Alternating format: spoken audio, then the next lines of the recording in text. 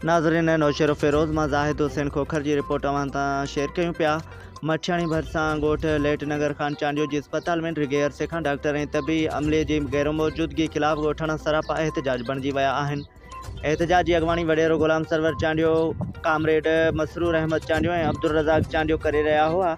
उन मौक़े ते अॻवाननि सहाफ़ियुनि सां ॻाल्हाईंदे चयो त लेट नगर खान चांडियो जी अस्पताल जी इमारत मुकमल थियण बावजूदि हेल ताईं डॉक्टर मुक़ररु न कया विया आहिनि, जेका सिहत खाते जी खुलियल नाअहली आहे। उन्हनि चयो त अस्पताल जी पसगिरदाई में केतिरा ई क़दीमी ॻोठ मौजूदु आहिनि, जिते रहंदड़ समय माण्हू जदीद दौर में भी बुनियादी सिहत जी सहूलियतुनि खां महरूम आहिनि। एहतजाज कंदड़नि वधीक चयो त मामूली बीमारियुनि ऐं एमरजेंसी हालतुनि में मरीज़नि खे परे परे जी अस्पताल ॾांहुं मुंतक़िल करणो पवे थो, जंहिं सबबु केतिरनि ई माण्हुनि खे सख़्तु परेशानियुनि खे मुंहुं ॾियणो पवे थो।